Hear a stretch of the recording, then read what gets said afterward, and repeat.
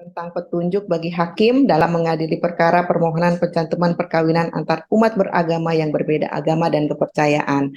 Nah, ini pastinya kalau kita akan gali ya, multiplier efeknya pasti kemana-mana, ke status perkawinan itu sendiri, kepada anak, dan tentunya status daripada para pasangan.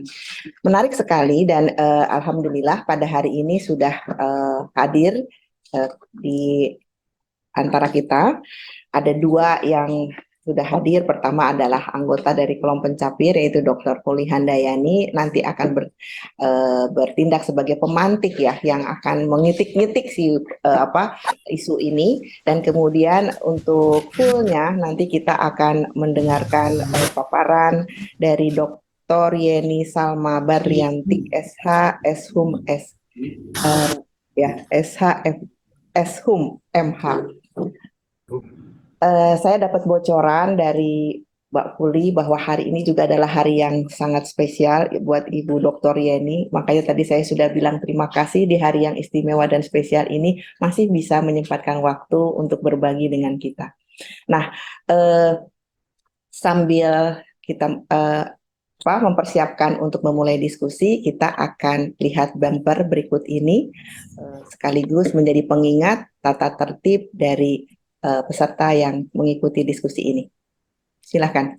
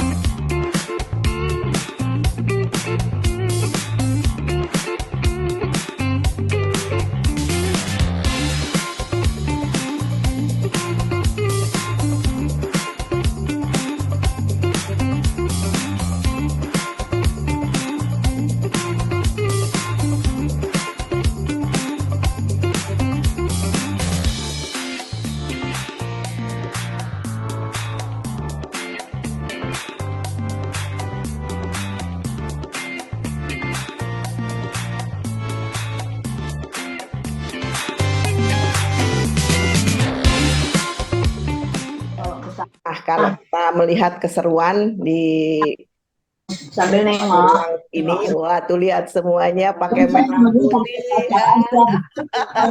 Ya, kita akan mulai diskusi ini. Sudah hadir Dr. Yeni Salma Barlianti SHMH dan Ibu Puli Handayani. Mungkin saya sebagai moderator akan memberikan intro seperti ini. Tolong di mute ya yang baru hadir. Tema nomor 2 tahun 2023 telah diterbitkan setelah ada desakan dari banyak kalangan yang menyoroti sering dikabulkannya permohonan penetapan kawin beda agama oleh pengadilan negeri. Penetapan hakim pengadilan itu dianggap mereduksi hukum perkawinan yang berlaku di Indonesia. Walaupun dalam pertimbangannya, hakim dalam memutuskan perkara itu menggunakan dasar hukum yaitu Undang-Undang Nomor 23 Tahun 2006 tentang Administrasi Kependudukan. Lantas bagaimana status perkawinan beda agama yang sudah terlanjur dilakukan dan bagaimana terhadap anak-anak yang lahir dari perkawinan tersebut? Inilah yang melatar belakangi diadakannya diskusi kali ini. Oleh karenanya, supaya diskusi ini lebih hangat, kami persilahkan Dr. Puli Handayani untuk memberikan beberapa poin sebagai pemantik pada diskusi ini. Silahkan, Mbak Puli.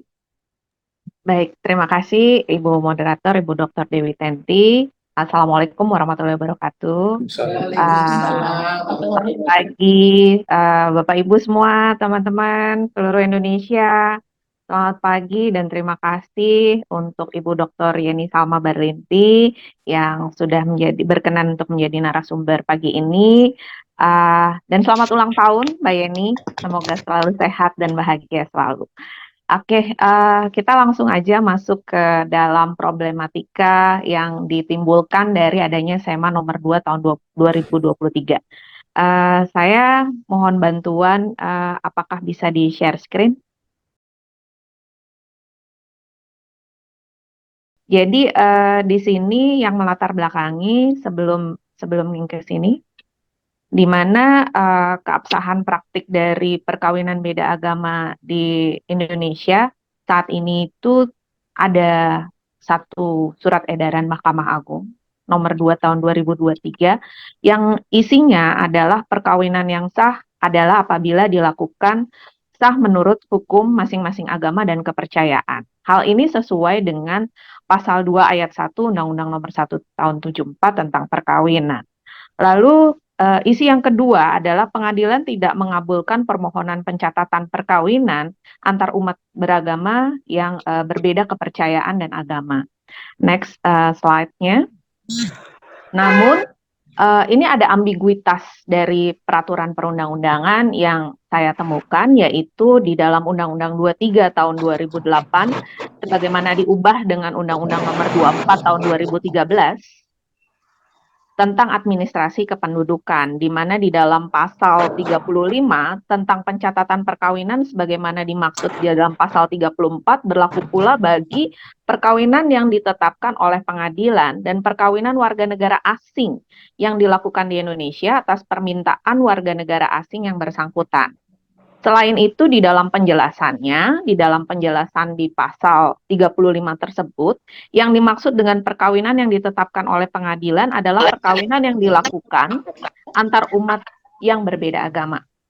Dan di poin B-nya adalah perkawinan yang dilakukan oleh warga negara asing di Indonesia harus berdasarkan ketentuan peraturan perundang-undangan mengenai perkawinan yang ada di Republik Indonesia ini. Next. Di mana praktik perkawinan beda agama ini di Indonesia sudah ada jurisprudensi yang dikeluarkan oleh Mahkamah Agung di nomor 1400K/PDT/1986 yang isinya menjadi ada satu terobosan penafsiran dalam hukum perkawinan di Indonesia.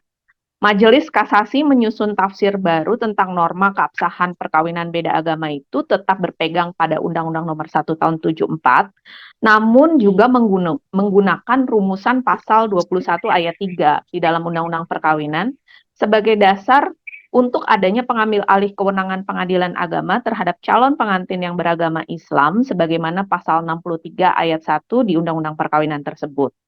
Di dalam pasal 21 ayat 3 itu berbunyi para pihak yang perkawinannya ditolak berhak mengajukan permohonan kepada pengadilan di dalam wilayah di mana pegawai pencatatan perkawinan yang mengadakan penolakan itu berkedudukan untuk memberikan keputusan dengan menyerahkan surat keterangan penolakan tersebut. Nah, di sini ada masalah di mana perbedaan agama antara calon pengantin muslim dan non-muslim dianggap telah mengalihkan kewenangan kasus perkawinan beda agama tersebut untuk ditetapkan oleh pengadilan negeri. Dan di rumusan dalam pengaturan pasal 2 ayat 1 Undang-Undang Perkawinan itu sebenarnya tidak secara tegas melarang perkawinan beda agama, tetapi juga tidak mengatur secara khusus. Hanya ada satu kesimpulan yang dapat dipahami dalam praktik bahwa hukum perkawinan Indonesia itu sebenarnya tidak mengakui perkawinan beda agama. Next slide. Di dalam Majelis Kasasi yang dipimpin oleh Ketua Mahkamah Agung pada saat itu yaitu Pak Ali Said, isinya adalah membatalkan sebenarnya penetapan di pengadilan yang nomor 382 garis miring PDT garis miring P garis miring 1986 PN Jakarta Pusat yang menolak permohonan kawin beda agama antara Andi Fonigani, yaitu seorang perempuan beragama Islam, dengan Adrianus Petrus Hendrik Nelwan, seorang laki-laki beragama Protestan. Dan majelis hakim mengakui adanya kekosongan hukum yang di sini tidak ditegaskan di dalam Undang-Undang Perkawinan soal perkawinan beda agama.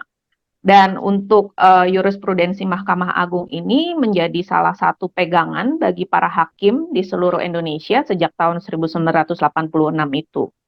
Dan putusan kasasi ini menjadi pegangan sebenarnya. Yang menjadi persoalan adalah akhirnya praktik pencatatan perkawinan beda agama itu bisa disahkan melalui pengadilan. Nah, yang terakhir sebelum kita tutup, next slide. Nah, di sini kita mempertanyakan sebenarnya Undang-Undang Perkawinan ini apakah masih relevan atau tidak? Apakah diperlukan revisi secara keseluruhan? Karena yang direvisi baru batas usia perkawinan yang tadinya 16 tahun untuk perempuan dan 19 tahun untuk laki-laki, sekarang digunakan usia 19 tahun untuk usia minimum menikah. Dan bagaimana dengan kelanjutan dari pasal-pasal yang ada di dalam Undang-Undang Perkawinan tersebut? Apakah kita perlu mendorong adanya revisi terhadap Undang-Undang Perkawinan itu? Lalu bagaimana dengan adanya pluralisme hukum dan budaya yang ada di Indonesia? Karena perkawinan di Indonesia ini juga menyangkut adanya pluralisme hukum karena beragam hukum yang ada, hukum adat yang ada di Indonesia. Nanti Mbak Dr. Yeni akan bisa menjelaskan bahwa praktik di Indonesia itu seperti apa dan bagaimana budaya itu juga karena berbagai aliran kepercayaan juga hidup dan tumbuh di Indonesia. Lalu seperti yang tadi sudah disampaikan di awal oleh Ibu Dr. Dewi Tenti selaku moderator, di sini ada akibat hukum bagi para pasangan kawin yang beda agama tersebut. Memang sebelum Undang-Undang Perkawinan diundangkan, itu di dalam KUH Perdata pengaturan perkawinan itu hanya merupakan sebuah kesepakatan, tidak mengatur mengenai perbedaan agama. Sehingga praktik sebelum adanya Undang-Undang Nomor 1 Tahun 74 itu perkawinan yang berbeda agama itu bisa dilakukan di Indonesia. Tapi setelah adanya Undang-Undang Perkawinan, ini menjadi sebuah persoalan. Kasus Lydia Kandau dan Rano Karno itu juga merupakan salah satu bentuk adanya perbedaan agama yang akhirnya mendapatkan pencatatan. Nah, akibat hukum itu tidak hanya berakibat kepada pasangan. Mungkin kita juga akan melihat, apalagi sebagai seorang notaris, kita melihat kepada persoalan anak, persoalan harta benda, dan juga persoalan kewarisan. Ini yang akan mengakibatkan efek domino yang cukup panjang apabila kita tidak tegas dalam menghadapi persoalan perbedaan agama dan bagaimana proses pencatatannya. Apalagi di dalam Undang-Undang Adminduk itu sendiri, dicatatkan itu merupakan salah satu syarat yang juga mensyaratkan adanya keabsahan dari suatu perkawinan. Mungkin hal-hal ini yang bisa nanti kita diskusikan pada saat kita berdiskusi dengan narasumber. Saya cukupkan dulu materi yang mungkin bisa kita jadikan bahan diskusi hari ini. Terima kasih, saya kembalikan lagi kepada Ibu Moderator. Terima kasih Ibu Dr. Fulihandayani. Ada beberapa poin yang memang akan dijadikan kita lempar dalam diskusi ini, tapi ada satu dan lain, ada tiga yang kita akan komentarin. Pertama, namanya bukan Rano Karno, Jamal Mirdad. Iya, punten liar, kan itu artis lawas ya, Jamal Mirdad pasangannya jadi beda. Lydia Kandau. Iya, itu kebanyakan nonton.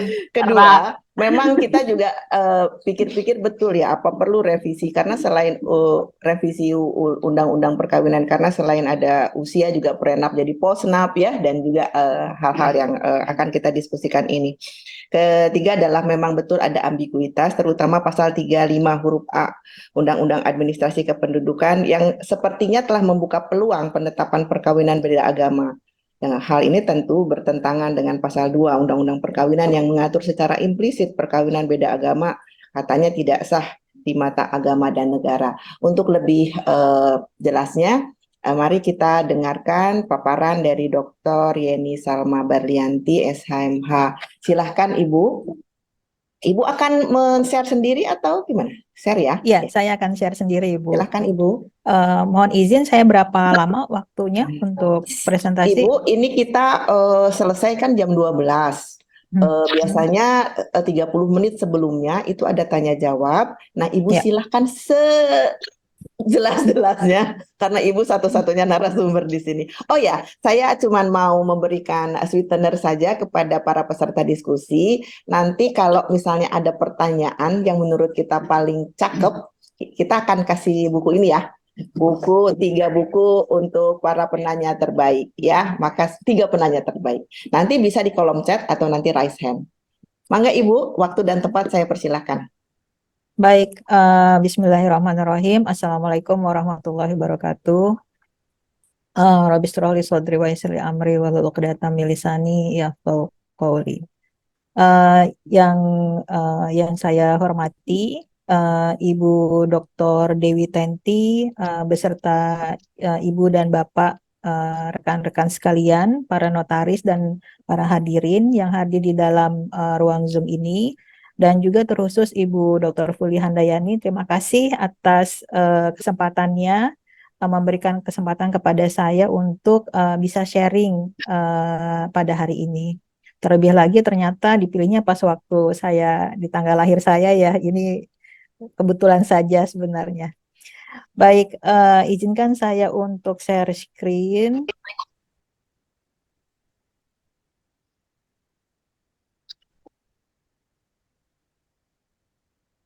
Sudah terlihat, Ibu?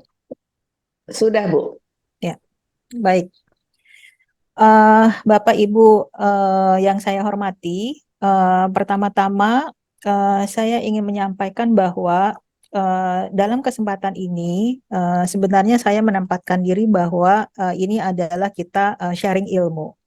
Apa yang saya sampaikan, saya yakin Bapak Ibu juga sebenarnya sudah memahami tentang ketentuan-ketentuan di dalam undang-undang perkawinan ini khususnya. Karena Bapak Ibu semua di sini adalah para ahli hukum, tentu di sini kita bisa saling berbagi. Tentu saya perlu untuk mendapatkan pembelajaran juga dari Bapak Ibu yang praktisi sebenarnya, begitu ya. Baik Bapak Ibu, saya diberikan amanah oleh Ibu Fuli dan berserta Bapak Ibu penyelenggara, yaitu membahas tentang SEMA nomor 2 tahun 2023.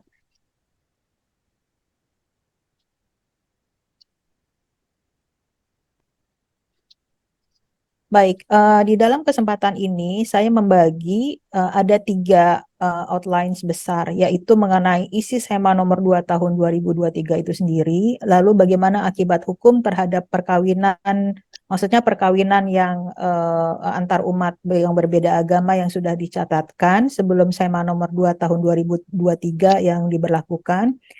Dan bagaimana dengan akibat hukum terhadap perkawinan yang berbeda agama setelah adanya SEMA nomor 2 tahun 2023 ini. Sebelumnya tadi sudah disampaikan oleh Ibu Dr. Fuli mengenai isi dari SEMA nomor 2 tahun 2023 ini. Sebelumnya saya izin disclaimer bahwa mungkin beberapa kali saya akan menyebutkan perkawinan beda agama, tetapi maksudnya itu adalah perkawinan antar umat yang berbeda agama dan kepercayaan. Bapak Ibu, di dalam SEMA nomor 2 tahun 2023 ini adalah isi dari SEMA tersebut, yaitu untuk memberi kepastian dan kesatuan penerapan hukum dalam mengadili.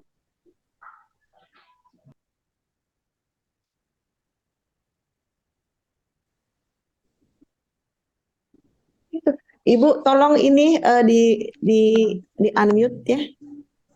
Terima kasih.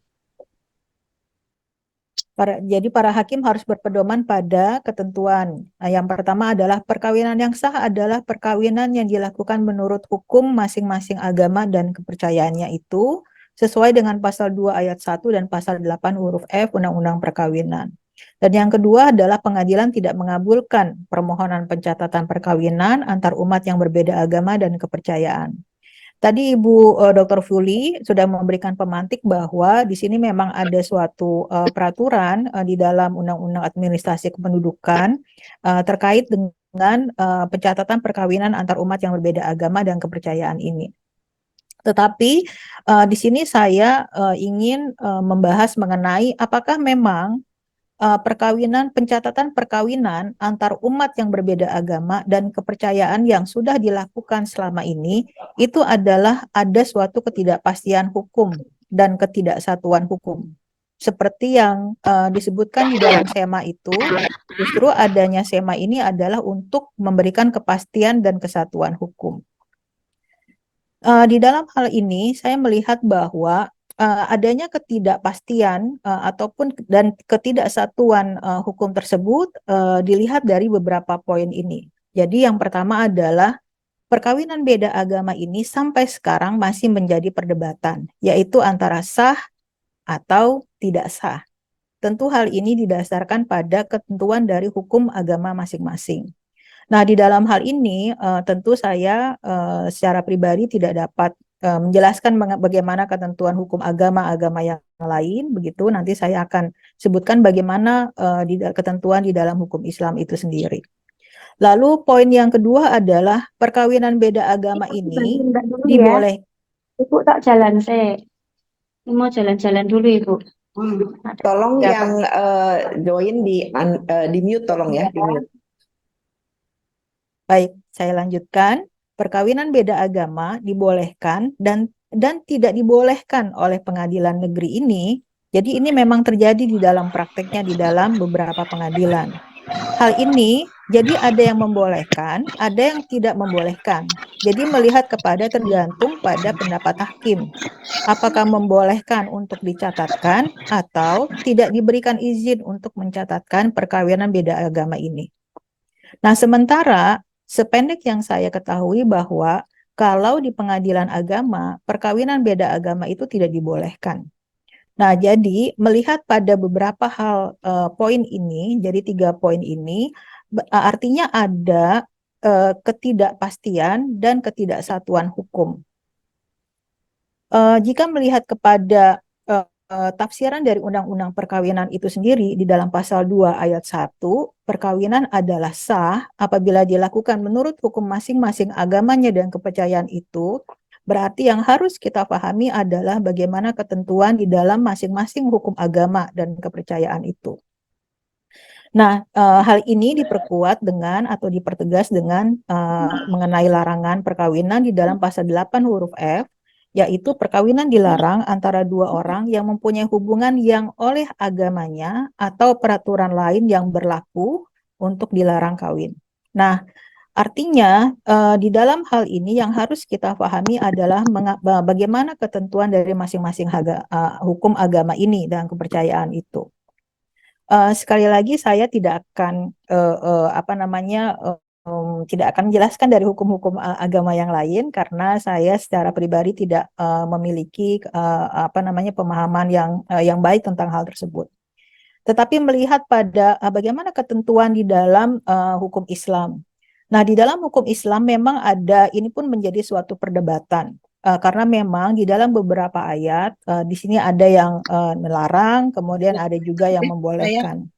Jadi misalnya di dalam surah Al-Baqarah ini bahwa laki-laki Muslim itu dilarang untuk menikahi perempuan yang musyrik. Kemudian misalnya di dalam surah Al-Maidah ayat 5 itu disebutkan bahwa untuk laki-laki Muslim dibolehkan untuk menikahi perempuan yang masuk ke dalam Ahlul Kitab. Kemudian di dalam surah di dalam Mumtahanah itu juga ada larangan untuk menikahi dengan perempuan yang kafir gitu ya. Nah, ini perdebatan. Artinya di satu sisi ada suatu larangan perkawinan, yaitu larangan perkawinan antara dengan yang perempuan musyrik dengan perempuan yang kafir, tetapi dibolehkan untuk boleh untuk menikah dengan yang wanita Ahlul Kitab itu.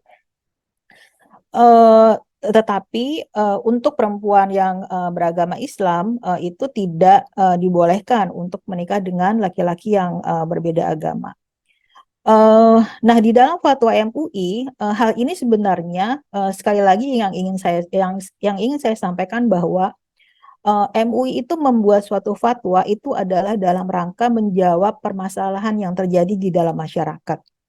Jadi, salah satu persoalan yang terjadi atau permasalahan yang di dalam masyarakat itu adalah mengenai adanya praktek perkawinan beda agama ini. Nah, di dalam proses untuk pembuatan fatwa ini ada metode-metode di dalam hukum Islam itu atau usul fikih namanya. Jadi salah satu yang digunakan di dalam penetapan ini atau metode yang digunakan ini adalah ada namanya saduz zari'ah. Nah, jadi mengapa menggunakan saduz zari'ah? Jadi saduz zari'ah itu adalah menutup suatu perbuatan yang baik atau perbuatan yang halal, tetapi hal ini adalah untuk mencegah kemudorotan. Mengapa? Karena mencegah kemudorotan atau kemafsadatan atau kerusakan itu lebih utama daripada kemaslahatan yang ada di dalam perbuatan tersebut. Perbuatan apa yang apa namanya yang dibolehkan tersebut, yaitu menikah beda agama antara laki-laki Islam dengan yang perempuan yang ahlul kitab itu memang dibolehkan di dalam Al-Quran.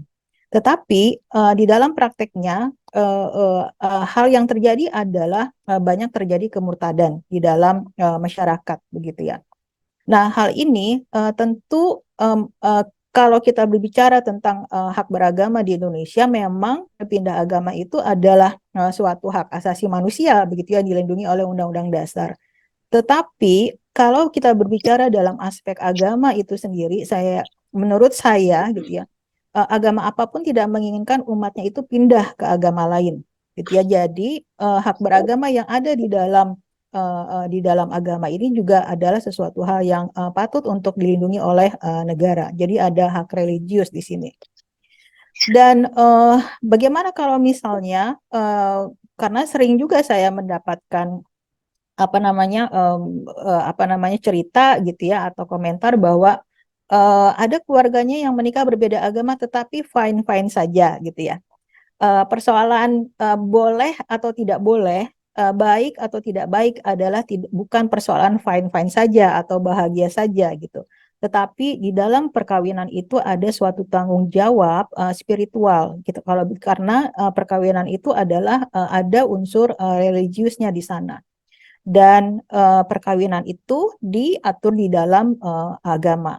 Nah, Bu Neng Jubaidah itu menyebutkan adalah sebagai hak asasi keluarga, begitu ya. Nah, artinya di dalam saduz zari'ah ini, oleh karena akibat dari perkawinan beda agama ini dapat menimbulkan kemurtadan, maka perkawinan beda agama itu dilarang.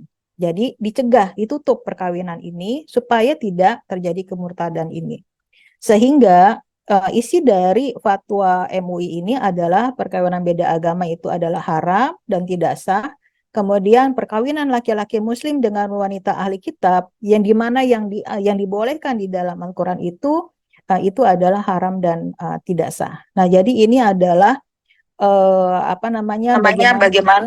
bagaimana ketentuan di dalam hukum Islam itu terkait dengan perkawinan beda agama.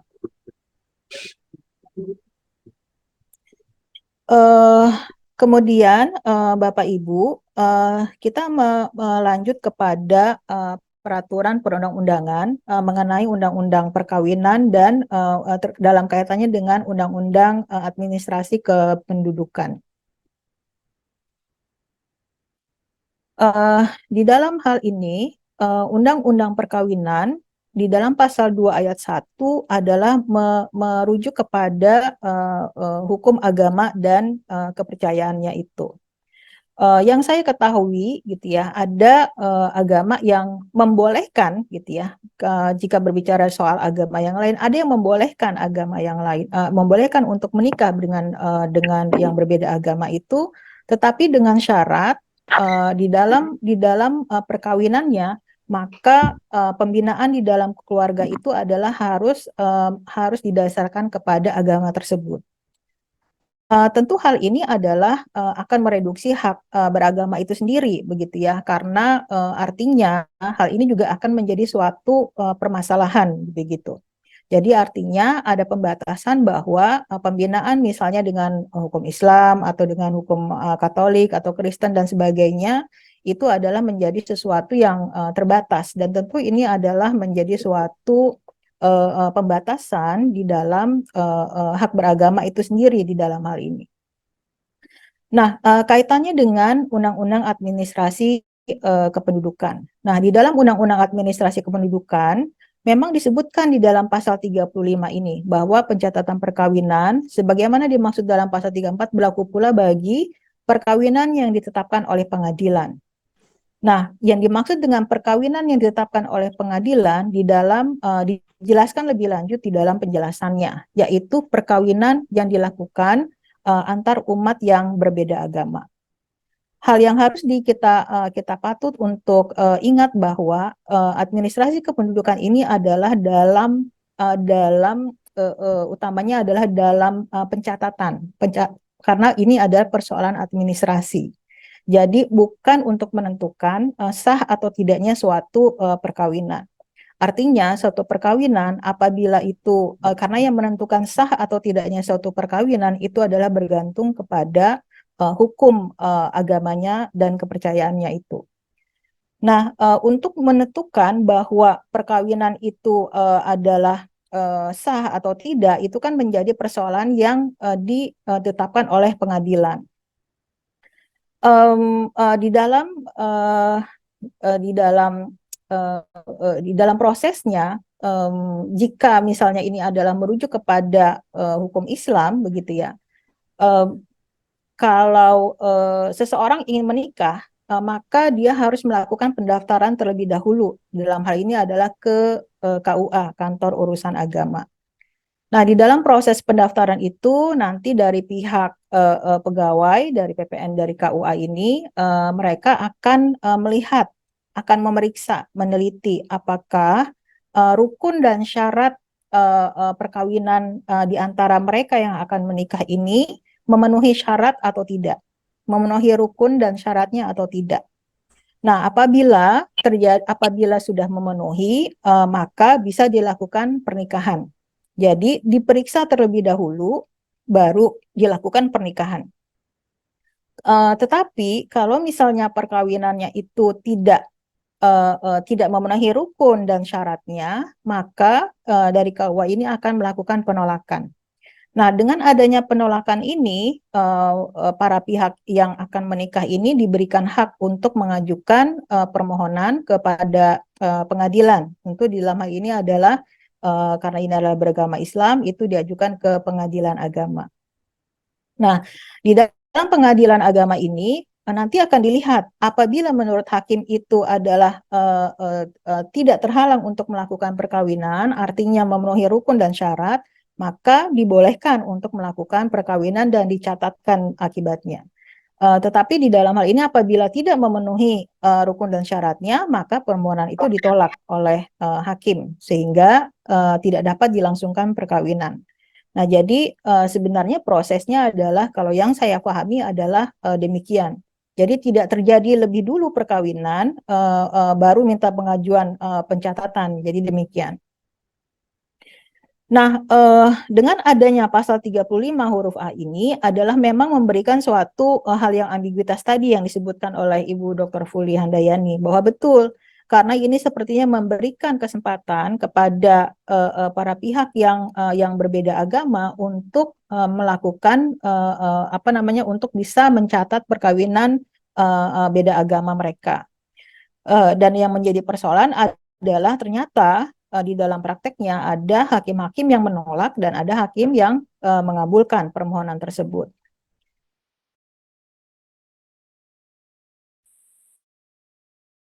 Nah, semester genap yang kemarin, saya menjadi salah satu pembimbing skripsi mahasiswa kami.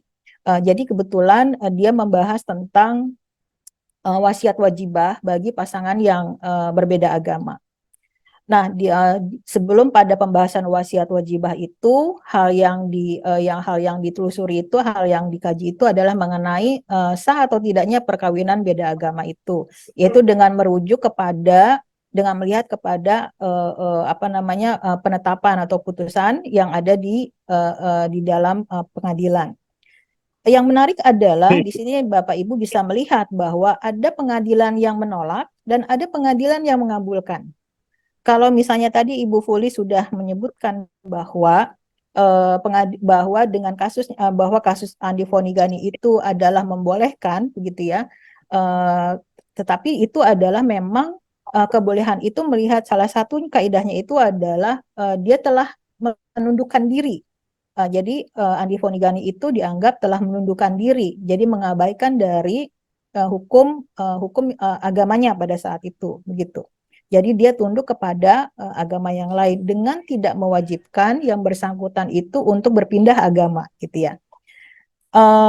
Nah, sekarang kita melihat kepada beberapa, ada 4 putusan yang di sini. Yang pertama ada di putusan di Pengadilan Negeri di Semarang. Jadi di sini ada laki-lakinya yang beragama Islam, perempuannya adalah beragama Kristen. Jadi isinya ini adalah hakim atau pengadilan ini memberikan izin untuk melangsungkan perkawinan, gitu ya, kepada pemohon ini, gitu ya. Jadi yang pemohon ini adalah yang perempuan, yang laki-lakinya ini adalah yang beragama Islam, gitu. Jadi ini dicatatkan, gitu ya. Tetapi bukan jadi meskipun ini adalah laki-lakinya yang beragama Islam, tapi pencatatannya adalah bukan di KUA, tapi dilakukannya adalah di Dukcapil, ya, di kantor catatan sipil. Nah, di sini pertimbangan hukum oleh hakim ini adalah dianggap dia tidak, si pemohon ini, si perempuan yang beragama Kristen ini, dia memang tidak ingin melaksanakan pernikahan secara Kristen, gitu ya. Jadi dia tidak menghiraukan status agamanya lagi, gitu ya. Artinya barangkali, gitu ya, ini saya sekali lagi saya mohon maaf, saya tidak ada belum mengetahui bagaimana ketentuan dari agama lain, gitu ya, artinya belum mempelajari secara dalam, begitu. Artinya adalah di sini ada pemahaman bahwa di dalam Kristen itu larangan perkawinan untuk berbeda agama, gitu. Nah, di sini artinya di dalam pengadilan negeri di Kabupaten Semarang ini diizinkan untuk menikah dan dicatatkan di Dukcapil, gitu ya. Kemudian yang kasus yang kedua. Nah, kasus yang kedua ini ada di Probolinggo. Yang beragama Islam itu adalah yang perempuan, kebetulan yang laki-laki adalah beragama Kristen. Nah, di dalam hal ini hakim itu memberikan izin kepada para pihak ini adalah istilahnya adalah dengan kesepakatan ikatan rumah tangga layaknya suami istri. Jadi hal ini seperti yang sudah disampaikan oleh Ibu Dr. Fuli tadi, bahwa di dalam KUH PER itu memang sebelum Undang-Undang Perkawinan berlaku itu adalah seperti adanya suatu perkawinan itu adalah suatu kesepakatan, begitu ya. Jadi memang tidak didasarkan kepada agama, begitu. Nah, hal ini dilihat dari pertimbangan hukum, mengapa pertimbangan hukumnya yang digunakan oleh hakim ini adalah mereka memilih, gitu. Artinya ada pemahaman bahwa perkawinan beda agama itu adalah dilarang. Tetapi hakim ini memberikan kepada para pihak ini untuk hidup layak seperti suami istri. Jadi hal ini kenapa? Artinya berarti ada suatu abaian terhadap hukum agama itu juga. Sehingga perkawinan yang dilakukan ini adalah berdasarkan kesepakatan, gitu ya. Nah, ini kemudian juga diperintahkan untuk dicatatkan juga di Dukcapil. Kemudian ada di sini 2 contoh lainnya, ini adalah ini ada putusan Mahkamah Agung, gitu ya. Nah, ini menolak untuk pencatatan ini, gitu ya. Jadi di dalam putusan Mahkamah Agung ini kebetulan laki-laki yang beragama Kristen, perempuan yang beragama Islam, begitu ya. Nah, ini ditolak permohonannya untuk untuk perkawinan beda agama ini, begitu dilangsungkan perkawinan beda agama ini. Terus karena menurut agama Islam dan menurut agama Kristen itu tidak dibolehkan untuk melakukan pernikahan berbeda agama. Kemudian di nomor yang keempat, contoh yang keempat ini adalah di Ungaran. Jadi laki-lakinya beragama Islam, perempuannya beragama Kristen. Nah, di sini permohonannya juga ditolak, gitu ya, ditolak dengan alasan bahwa hukum agama mengenai perkawinan beda agama itu melarang, gitu ya, tidak boleh melakukan perkawinan beda agama. Nah, di dalam hal ini hakim berpendapat bahwa undang-undang perkawinan itu adalah lebih khusus mengatur mengenai perkawinan dibandingkan dengan undang-undang administrasi kependudukan itu. Jadi yang utamanya itu adalah kepada sah atau tidak sahnya dulu suatu perkawinan. Apabila sah, barulah itu dicatatkan perkawinan tersebut. Nah, jadi hal ini bisa dilihat bahwa dari keempat, saya yakin pasti banyak sekali begitu ya, beberapa putusan di pengadilan itu yang menolak ataupun mengabulkan permohonan untuk pernikahan atau perkawinan beda agama ini. Nah, ini adalah menjadi salah satu mengapa terjadi ketidakpastian dan ketidaksatuan hukum tersebut, gitu ya. Nah, jadi hal itu yang mungkin yang menurut saya hal yang harus kita pahami terlebih dahulu. Nah, sekarang dengan adanya SEMA yang melarang hakim untuk mengabulkan pencatatan perkawinan beda agama ini, bagaimana dengan nasib, gitu ya, dengan perkawinan yang beda agama ini yang sudah dicatatkan, gitu ya. Nah, ini di sini saya melihat kepada ada namanya asas non retroaktif yang dikemukakan oleh Ibu Neng Jubaida. Jadi, SEMA ini adalah non retroaktif sifatnya, artinya tidak berlaku surut. Mengapa? Karena di dalam SEMA tersebut tidak dinyatakan secara tegas atau tidak ada ketentuan bahkan sama sekali bahwa aturan atau surat edaran ini adalah berlaku surut. Jadi hanya berlaku sejak SEMA ini diterbitkan di tanggal 17 Juli 2023 kalau tidak salah, begitu ya. Jadi berlakunya adalah futuristik lebih ke depan, begitu.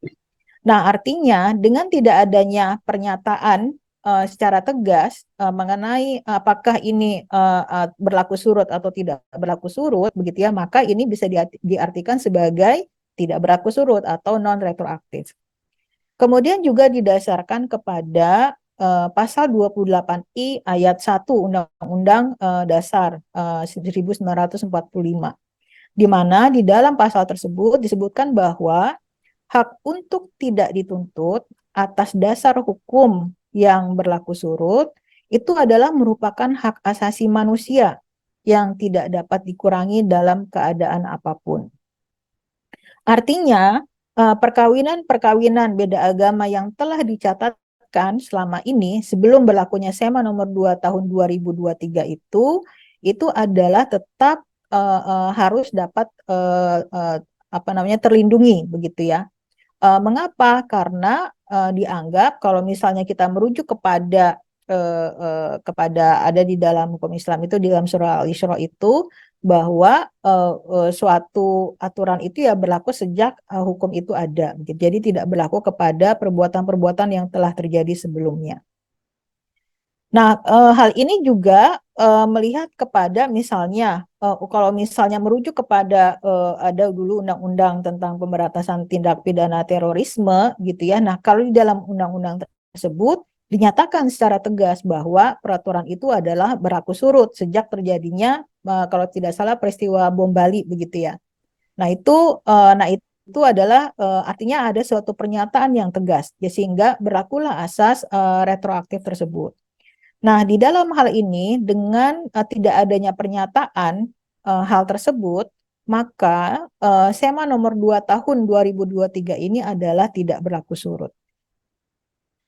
Nah, ini adalah di dalam hukum Islam ya, mengenai asas non retroaktif ini di dalam surah Al-Isra ayat 15, begitu ya. Jadi suatu perbuatan itu tidak akan suatu hukuman, gitu ya, tidak akan dikenakan atas suatu perbuatan yang kemudian baru ditentukan kemudian aturannya.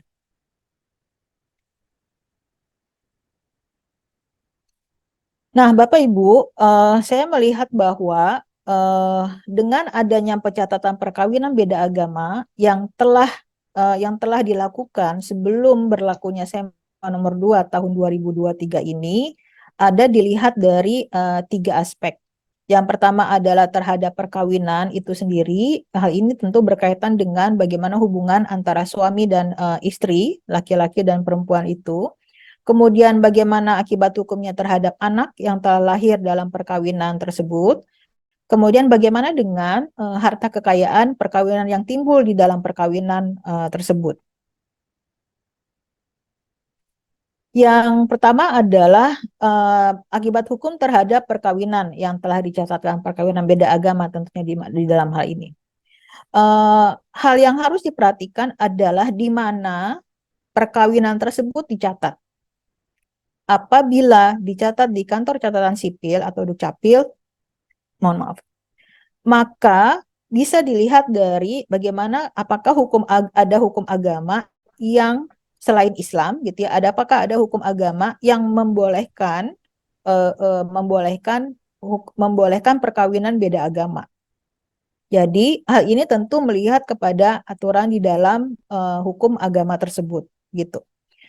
Kemudian maka juga berlakulah undang-undang perkawinan tentu ya, dan kitab undang-undang hukum perdata ya di dalam hal ini gitu. Jadi apabila misalnya antara laki-laki Islam dengan perempuan non-Islam atau perempuan Islam dengan non-Islam gitu ya, yang di dalam hal ini gitu ya, kalau bicara soal agama Islam, maka itu dan itu biasanya tidak akan dicatatkan di kantor urusan agama. Kenapa? Karena di dalam kantor urusan agama ini dan hakim-hakim di lingkungan peradilan agama itu akan merujuk kepada kompilasi hukum Islam, di mana memang perkawinan ini adalah dilarang begitu ya. Sehingga perkawinan beda agama itu adalah tidak sah gitu. Nah, sehingga karena di dalam hukum Islam itu adalah tidak sah, maka perkawinan itu adalah didasarkan kepada hukum agama lain dan dengan menggunakan undang-undang perkawinan dan juga kitab undang-undang hukum perdata.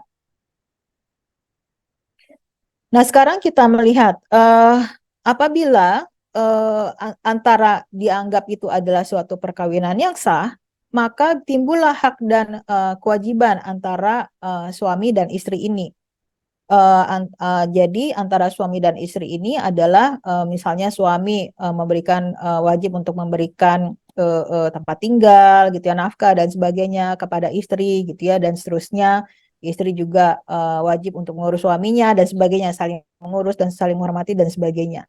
Tetapi hal ini adalah didasarkan kepada undang-undang perkawinan dan kitab undang-undang hukum perdata. Kemudian yang kedua adalah antara suami dan istri itu dapat saling mewaris, tetapi berdasarkan kitab undang-undang hukum perdata. Jadi misalnya salah satunya itu adalah beragama Islam, maka tetap menggunakan kitab undang-undang hukum perdata.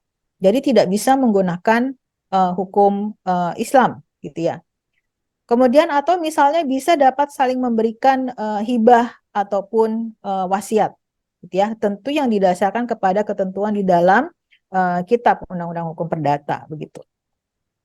Kemudian bagaimana kalau misalnya di antara mereka terjadi perceraian? Maka kalau mereka akan melakukan perceraian, maka diajukan ke pengadilan negeri. Sehingga segala akibat hukum gitu ya yang terjadi akibat adanya suatu perceraian, maka itu tentu didasarkan kepada undang-undang perkawinan ataupun juga di dalam kitab undang-undang hukum perdata itu sendiri. Nah, bagaimana dengan hukum Islam? Karena perkawinan beda agama ini adalah tidak sah, maka antara suami dan istri itu tidak ada hak dan kewajiban di antara mereka karena bukan suami dan istri. Ya. Jadi mereka dianggap tidak ada perkawinan di antara mereka karena tidak sah. Jadi tidak ada timbul hak dan kewajiban antara suami dan istri ini. Kemudian kalau terkait dengan kewarisan, antara suami dan istri tidak dapat saling mewaris karena mereka bukan suami dan istri. Jadi apabila suaminya misalnya beragama Islam ataupun istrinya beragama Islam, terhadap suami ataupun terhadap istri, mereka tidak bisa saling mewaris karena tidak ada hubungan semenda atau hubungan perkawinan yang mengakibatkan seseorang itu menjadi ahli waris. Kemudian, bisa atau tidak memberikan hibah atau wasiat suami kepada istri atau istri kepada suami itu tetap dimungkinkan, gitu ya, karena hibah atau wasiat itu tidak didasarkan kepada adanya hubungan perkawinan, gitu ya. Kemudian ada kalau di dalam hukum Islam itu ada namanya wasiat wajibah. Jadi wasiat wajibah itu adalah di mana apabila misalnya pewaris dalam hal ini adalah ada seseorang yang meninggal dunia, dia tidak memberikan wasiat kepada orang tertentu, maka orang tertentu itu bisa diberikan wasiat wajibah oleh hakim. Pihak yang berwenang itu adalah hakim. Jadi wasiat wajibah itu hanya dapat diberikan oleh lembaga yang berwenang, yaitu pengadilan di dalam hal ini. Artinya kalau misalnya karena ini adalah pengadilan yang berwenang untuk memberikan wasiat wajibah, berarti harus mengajukan permohonan di dalam hal ini. Pada beberapa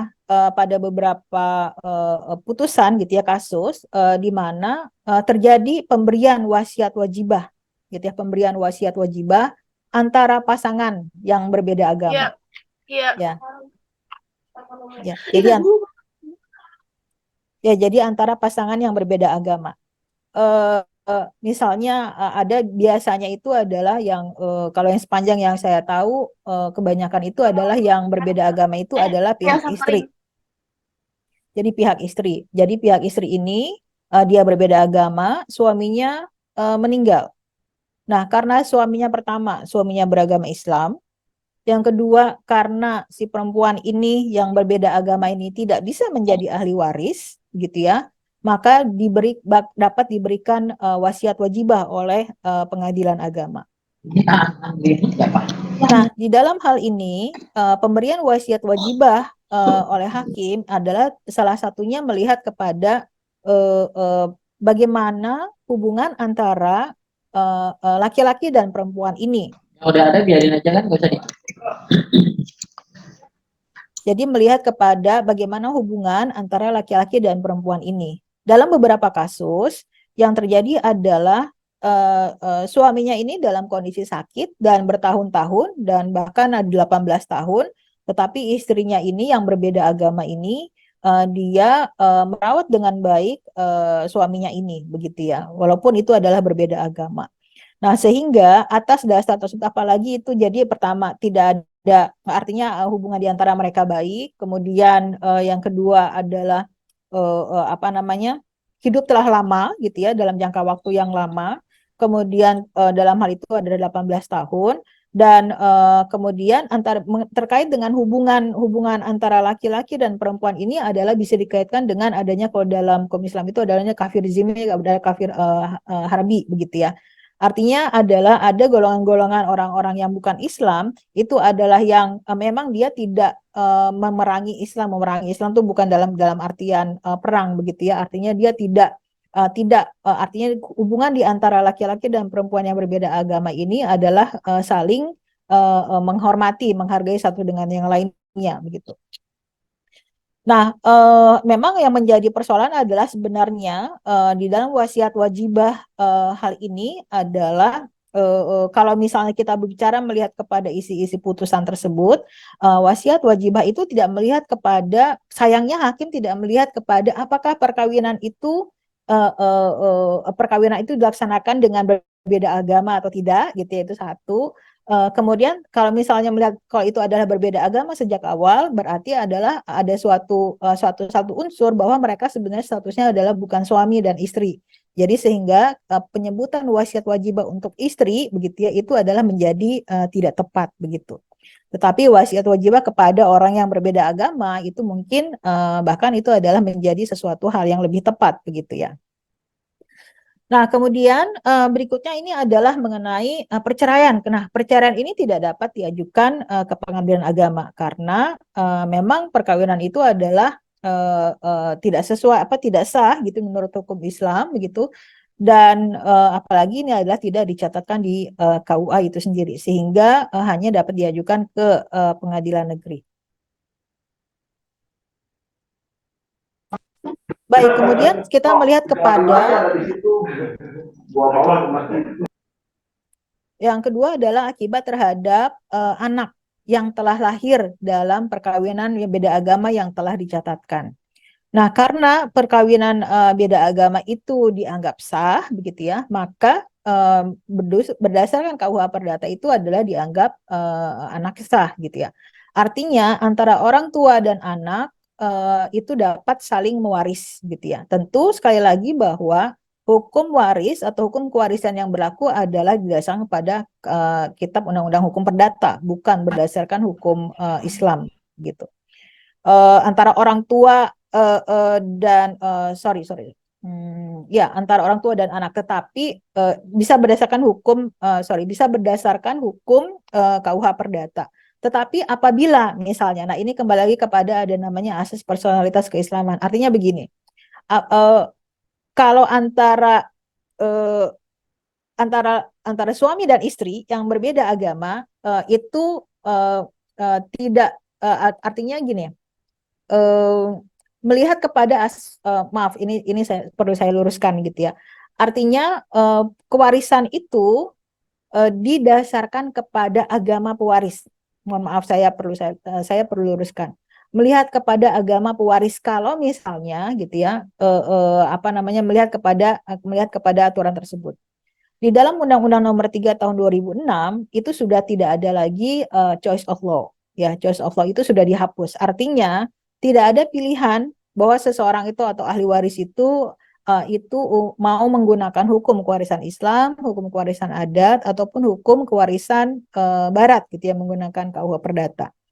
Tetapi hukum kewarisan Islam itu adalah berlaku apabila pewaris beragama Islam. Itu maksud dari asas personalitas keislaman.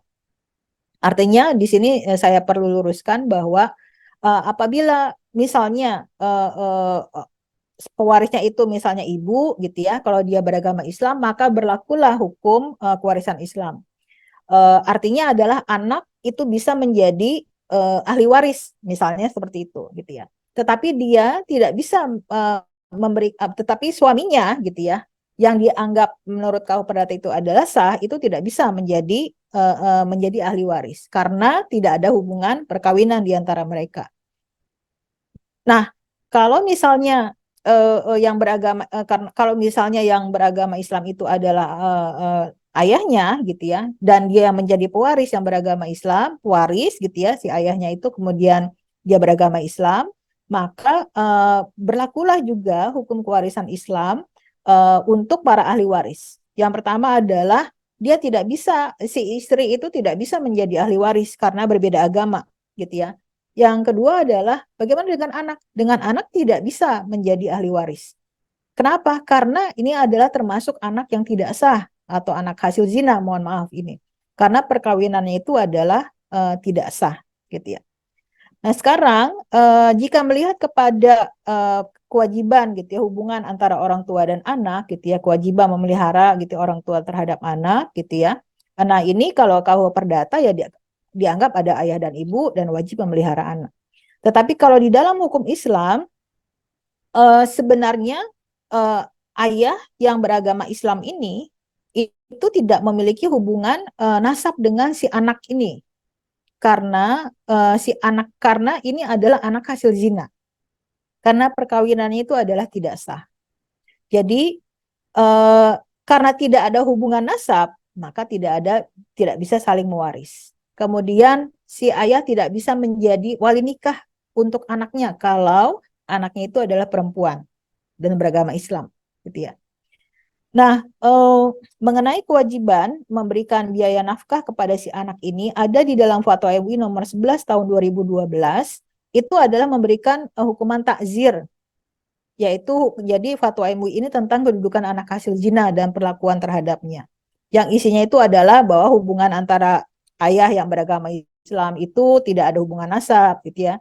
Tetapi dia dikenakan gitu ya untuk dikenakan hukuman takzir untuk membiayai nafkah anak. Jadi tetap harus ada tanggung jawab dari laki-laki ini terhadap anak di mana itu adalah dari sperma ayah tersebut. Jadi dari anak biologis tersebut. Kemudian yang kedua adalah kalau ibunya yang beragama Islam gitu ya, berarti ada hubungan nasab gitu ya karena perempuan itu yang melahirkan gitu ya. Jadi ada hubungan nasab dan ada hubungan perdata. Artinya hubungan nasab ini adalah bisa saling mewaris. Jadi anak bisa menerima warisan dari ibunya kalau ibunya wafat dan sebaliknya, ibu bisa menerima warisan dari anaknya kalau anaknya itu adalah wafat. Tapi yang harus diingat itu adalah asas personalitas keislaman tadi. Jadi pewaris itu adalah beragama Islam. Nah, kemudian yang ketiga ini adalah terhadap harta kekayaan. Kalau di dalam hukum Islam, karena ini ada dianggap tidak ada perkawinan, maka tidak ada harta kekayaan di dalam perkawinan itu. Jadi, kalau terjadi perselisihan mengenai harta kekayaan, itu tidak bisa diselesaikan di pengadilan agama. Jadi ini adalah dengan menggunakan ketentuan di dalam undang-undang perkawinan dan juga di dalam KUHP itu sendiri. Jadi misalnya perselisihan itu diselesaikan adalah di pengadilan negeri gitu ya karena terkait dengan status perkawinan itu sendiri. Nah, jadi ini adalah 3 akibat hukum gitu ya. 3 akibat hukum dengan adanya SEMA nomor 2 tahun 2023 terhadap perkawinan-perkawinan yang berbeda agama antar umat yang berbeda agama dan kepercayaan ini yang telah dicatatkan sebelumnya gitu ya. Jadi ini akibat-akibat hukumnya. Nah, sekarang bagaimana sekarang dengan kelanjutannya dengan adanya SEMA ini? Apakah perkawinan antar umat yang berbeda agama ini diakui atau tidak gitu ya, dicatatkan atau tidak begitu ya? Nah, dengan adanya SEMA ini, artinya ini menunjukkan bahwa perkawinan itu harus dilaksanakan berdasarkan satu agama. Satu agama ini artinya adalah antara pasangan ini adalah dalam satu agama, memiliki agama yang sama maksudnya, gitu ya. Jadi tidak ada lagi perkawinan mana para pihak ini adalah berbeda agama, gitu. Nah, apabila terjadi perkawinan antar umat yang berbeda agama, maka tidak ada lagi pencatatan, gitu ya. Jadi kenapa? Karena ini adalah kalau misalnya dilakukan pencatatan berarti kan melanggar dari ketentuan di dalam SEMA nomor 2 tahun 2003 ini. Dan kemudian perkawinan antar umat yang berbeda agama dan kepercayaan ini adalah menjadi tidak sah gitu ya. Karena hal ini adalah dikembalikan lagi kepada ketentuan dari hukum agama masing-masing agama dan kepercayaan itu. Bahwa perkawinan antar umat yang berbeda agama itu adalah dilarang sehingga menimbulkan perkawinan itu adalah menjadi tidak sah. Nah, bagi pasangan yang beragama Islam tentu berlaku undang-undang perkawinan, kompilasi hukum Islam dan hukum Islam gitu ya. Jadi dalam hal ini adalah menjadi walaupun tidak disebutkan secara tegas di dalam SEMA nomor 2 tahun 2023 ini, hal ini menunjukkan bahwa diinginkan itu adalah perkawinan itu adalah dengan pasangan itu adalah berada pada agama yang sama gitu di dalam hal ini.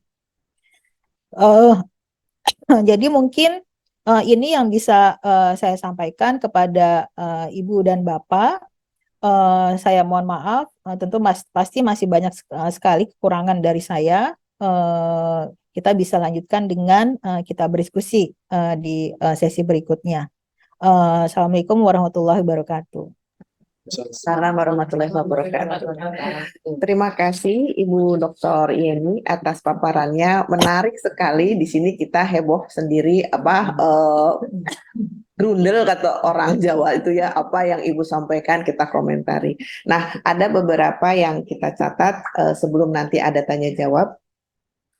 Sudah jelas ya disampaikan di situ bahwa pasal 8 huruf F ada larangan kawin dalam agama Islam untuk yang berbeda agama. Kemudian ada fatwa MUI nomor 4 tahun 2005 bahwa perkawinan beda agama adalah haram dan tidak sah.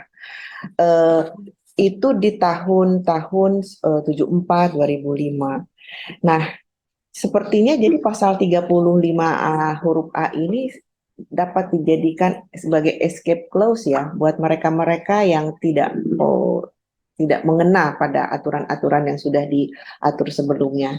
Kemudian ini juga ada pertanyaan dari forum sama dengan yang ada di sini. Sebetulnya seberapa kuatkah suatu SEMA terhadap persoalan hukum? Karena apa? Kalau kita bicara di tahun-tahunnya nih Bu ya, tahun 74 ya, Undang-Undang Perkawinan, tahun 2005 tentang fatwa MUI nomor 4. Alah, kemudian ada Undang-Undang Kependudukan 2006. Itu yang tadi saya bilang jadi escape clause. Itu lebih mudah tapi akhirnya mengignore aturan-aturan sebelumnya. Apakah seperti itu ya lemahnya suatu aturan khususnya dengan fatwa MUI. Nah, sekarang pertanyaannya juga apakah SEMA ini bisa gitu, karena kan ada tadi di highlight oleh Ibu, tidak ada lagi pencatatan perkawinan antara umat yang berbeda agama dan kepercayaan setelah SEMA ini muncul.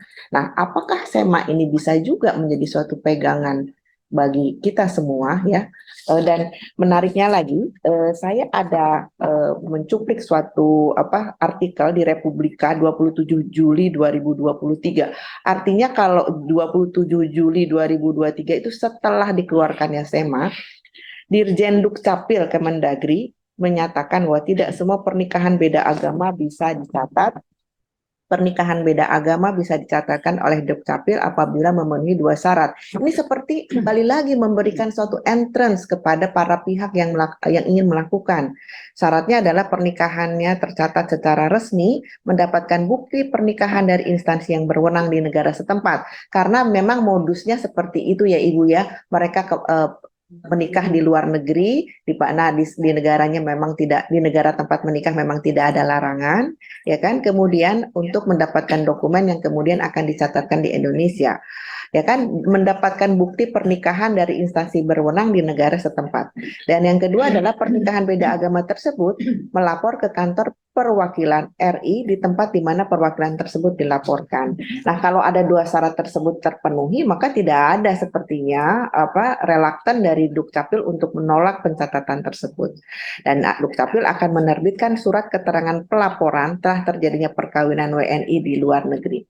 Ini kok kayaknya tidak seragam ya antara SEMA dan juga beberapa pihak-pihak yang harusnya satu irama dalam menyikapi perkawinan beda agama ini. Itu mungkin yang kita bisa catat ya dari uraian Ibu, dan kembali lagi memang ya tidak retroaktif karena kasihan kalau retroaktif ada terutama berhubungan dengan anak-anak yang dihasilkan dari perkawinan tersebut. Nah, ada beberapa pertanyaan yang akan saya sebutkan, beberapa pertanyaan sama seperti yang sudah dilontarkan. Nah, ini ada dari Prita. Apabila pasangan menikah dalam suku agama, lalu kemudian hari salah satu memutuskan untuk pindah agama karena satu dan lain hal, sehingga menjadi pasangan yang berbeda agama setelah menikah, bagaimana akibat hukum terhadap pencatatan pernikahannya? Itu satu ya Bu. Terus kedua, Punten, jadi nikahnya sama agamanya dulu ya? iya.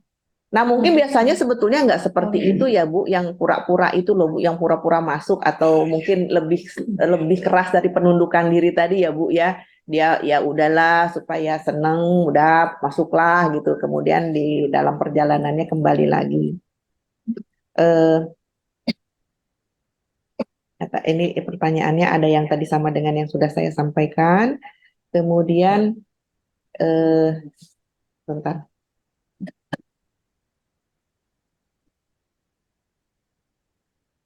Ini ada anjuran seperti tadi sudah disampaikan ya, kalau misalnya harusnya sih ada suatu gerakan simultan dengan KUA, Dukcapil, dan segala macam, supaya akhirnya tidak ada itu tadi escape clause kemana-mana. Base.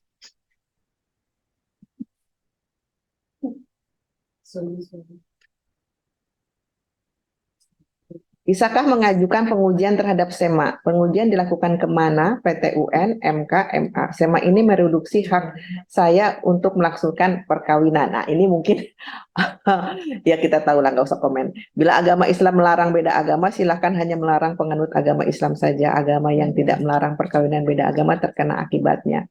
Nah, ini sebetulnya sudah disampaikan ya Bu di awal diskusi ini, bahwa pertanyaannya adalah apakah semua agama juga melarang adanya nikah beda agama, dan mungkin yang bersangkutan merasa kena imbas ya dari adanya larangan dari MUI dan SEMA tersebut. Oke, itu dulu ya, dua dulu ya Bu ya, sambil menunggu yang lain. Silahkan. Baik, terima kasih Ibu Dr. Dewi. Jadi ini escape clause, iya kalau kata saya ya gitu ya. Jadi memang ini ada peraturan-peraturan terkait dengan hal ini ada artinya tidak harmonis gitu ya. Tidak ada harmonisasi antara ketentuan yang satu dengan yang lainnya. Menurut saya hal ini memang harus di-review kembali gitu ya. Kalau saya pendapatnya adalah mereview ke dalam pasal di dalam Undang-Undang Administrasi Kependudukan itu di dalam pasal 35. Kalau misalnya karena hal ini adalah menjadi suatu terutama ini adalah menjadi suatu perdebatan kalau menurut pribadi saya, mungkin Bapak Ibu ada yang tidak sependapat bahwa terkait dengan hal ini. Karena kalau saya melihatnya begini, suatu perkawinan itu tidak cukup persoalan hubungan keperdataan, tidak cukup persoalan administrasi, jadi tidak cukup persoalan kesepakatan di antara para pihak. Suatu perkawinan itu adalah salah satu merupakan bagaimana kita melaksanakan aturan-aturan agama itu sendiri. Sehingga sementara di dalam aturan-aturan agama itu ada pembatasan gitu ya, dengan adanya rukun dan syarat tadi mengenai bagaimana seseorang itu menikah gitu ya. Mengapa kalau saya melihatnya adalah mengapa gitu ya agama ini mengatur soal perkawinan gitu ya, karena hal ini adalah terkait dengan keluarga dan akan ada generasi-generasi berikutnya, di mana generasi-generasi berikutnya ini adalah tentu sangat penting untuk dididik gitu ya. Kita di dalam satu keluarga itu adalah di dalam pendidikan agama yang sama. Itu adalah sesuatu hal yang menurut saya adalah sangat penting di dalam hal ini begitu. Jadi rasanya tidak mungkin kalau misalnya kalau bagi saya begitu ya Ibu Bapak, mohon izin, pendapat saya adalah perkawinan itu adalah tetap harus didasarkan pada agama gitu. Karena tentu agama apapun gitu ya yang berlaku di Indonesia ini, tentu kita harus mengetahui bagaimana ketentuan dari hukum agamanya terkait dengan perkawinan tersebut di dalam hal ini. Nah, persoalan mengenai tadi gitu ya dari Dukcapil itu sepertinya memberi jalan lagi gitu ya, boleh kok dicatat kok gitu ya perkawinan beda agama gitu ya, artinya caranya adalah gini, seperti yang dulu-dulu juga ya Bu ya prakteknya, artinya para pihak itu menikah di luar negeri, kemudian dilaporkan ke perwakilan RI di setempat gitu ya, kemudian atau dicatatkan gitu ya, bisa dicatatkan langsung di kantor catatan sipil. Nah, hal ini artinya adalah yang menentukan sah atau tidaknya itu adalah artinya bukan hukum agama yang yang pemahamannya yang ada di Indonesia gitu ya. Jadi pemahaman hukum agama yang di negara lain begitu. Nah, ini yang menjadi suatu persoalan begitu. Nah, ini yang akibatnya adalah menjadi ketidakseragaman juga kalau menurut saya. Dan rasanya hal ini juga harus direview juga gitu terkait dengan hal ini gitu ya, di dalam bagaimana praktek untuk melakukan perkawinan beda agama ini di luar negeri begitu. Kemudian SEMA seberapa kuat gitu ya. Eh, ini sepemahaman saya Ibu, bahwa SEMA ini kan pengadilan-pengadilan itu kan berada di bawah satu institusi gitu ya, satu payung, yaitu adalah Mahkamah Agung. Dengan adanya surat edaran Mahkamah Agung, sepengetahuan saya adalah hakim itu akan mematuhi dari SEMA itu gitu ya. Bahkan SEMA ini adalah menjadi suatu rujukan biasanya gitu ya. Bahkan misalnya di dalam suatu putusan kita tidak hanya berbicara SEMA ini saja, tetapi di dalam pembahasannya misalnya ada SEMA kamar, setiap tahunnya itu akan ada SEMA kamar gitu ya, masing-masing kamar agama, kamar pidana dan sebagainya. Maka itu akan menjadi suatu pedoman bagi hakim itu di dalam memutuskan suatu perkara. Apabila misalnya kalau saya berpikir bahwa kalau misalnya semanya ini tidak atau diabaikan oleh hakim, ya artinya tetap akan ada suatu ketidakpastian gitu ya, ketidakpastian hukum ataupun ketidaksatuan hukum itu sendiri begitu. Jadi menurut saya adalah ini tetap harus kita pikirkan gitu ya mengenai bagaimana mengenai perkawinan beda agama ini. Nah, kemudian pertanyaan dari Ibu Prita, ada yang menikah agama yang sama gitu ya. Nah, ini seringkali ya yang pura-pura gitu ya. Hari ini pindah agamanya sama gitu ya. Besoknya kembali lagi ke agama semula gitu ya.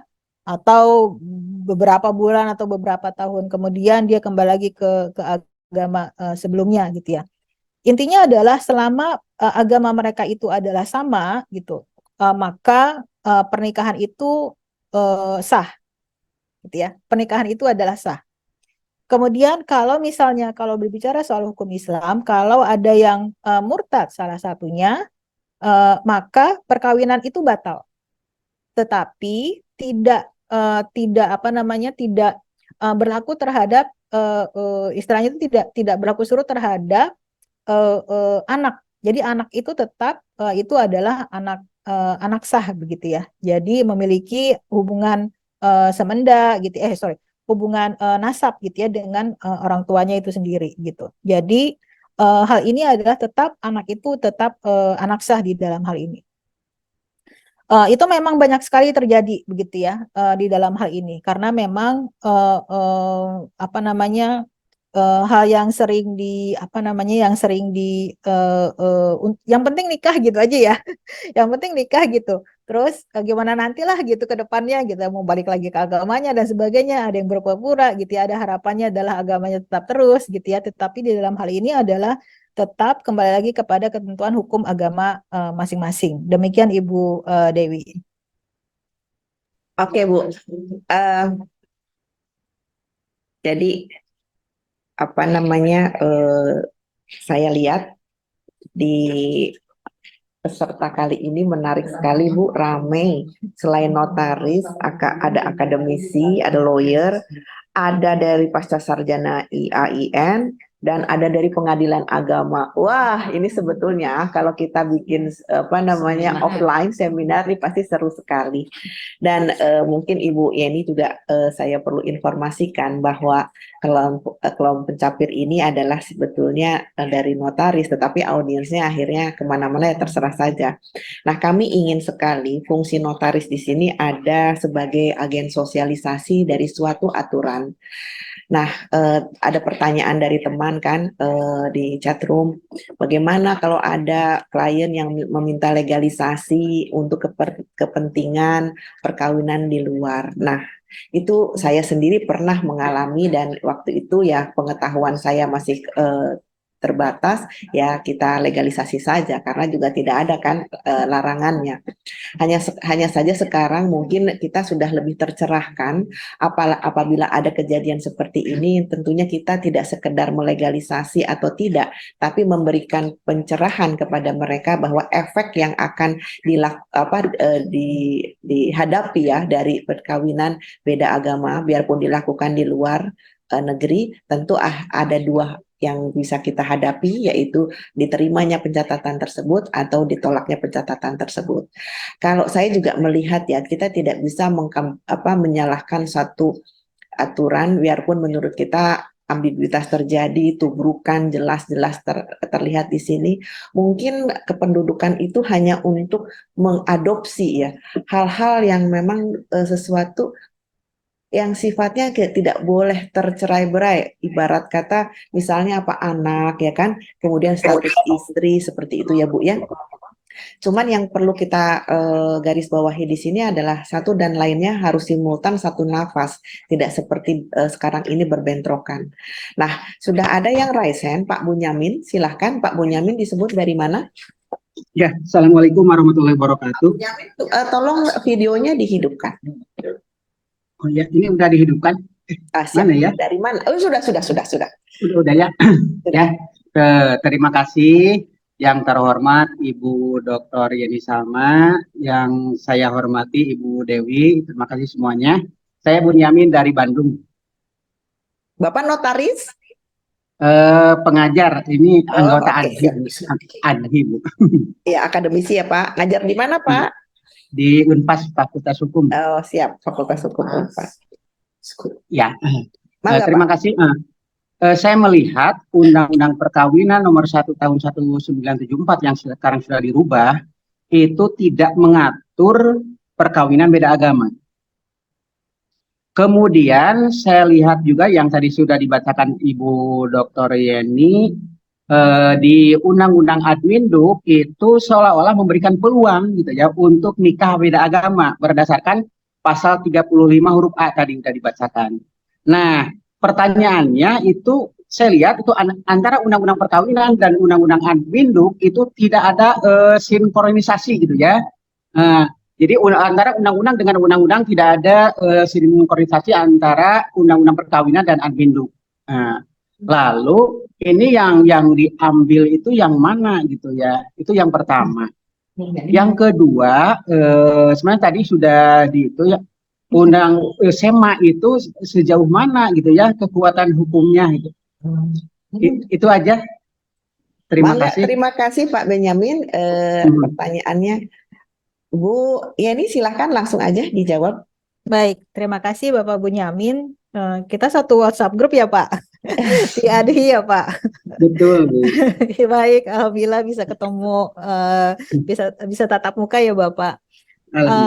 Baik, ini pendapat saya Bapak. Memang di dalam undang-undang dan ini memang seringkali menjadi perdebatan gitu ya, bahwa di dalam undang-undang perkawinan itu tidak mengatur soal perkawinan beda agama gitu ya. Tidak diatur secara tersirat gitu ya, secara jelas, secara tegas gitu. Saya melihatnya bahwa perkawinan beda agama ini adalah ditafsirkan dari pasal 2 ayat 1 dan pasal 8 huruf F tadi Pak. Jadi memang ini dikembalikan kepada hukum agama masing-masing dan kepercayaannya itu. Jadi melihatnya itu adalah ke sana. Walaupun memang yang ini kan perbedaan pendapat ya Bapak, penafsiran bahwa ya kan di dalam undang-undang perkawinan kan tidak ada larangan gitu ya, bahwa beda agama itu dilarang gitu untuk menikah begitu. Dan ini adalah kembali lagi kepada hukum agamanya masing-masing itu Bapak. Jadi kalau saya melihatnya adalah ke sana gitu. Nah, Undang-Undang Administrasi Kependudukan, saya juga melihatnya adalah persoalan mengenai pencatatan perkawinan beda agama ini di dalam pasal 35 itu adalah merujuk kepada tafsiran dari pasal 2 ayat 1 tersebut.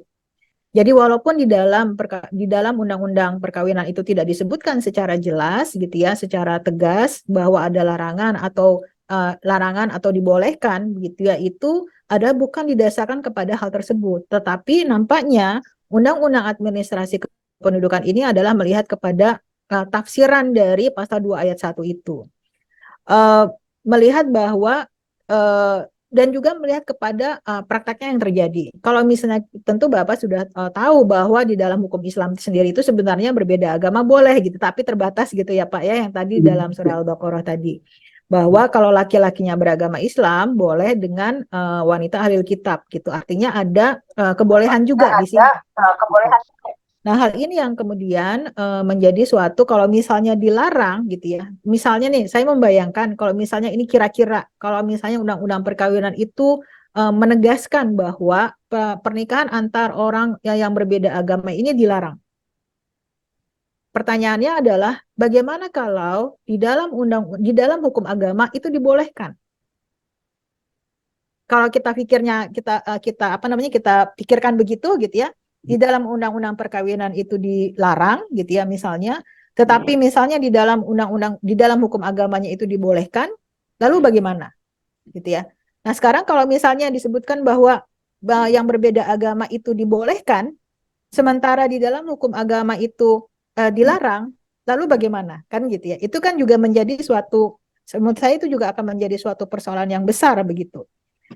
Karena di satu sisi akan mereduksi dari ketentuan-ketentuan dari hukum agamanya hal tersebut begitu. Nah, ini yang kemudian menjadi menurut saya juga ini menjadi dasar dari adanya ketentuan di dalam pasal 35 Undang-Undang Administrasi Kependudukan tersebut gitu ya.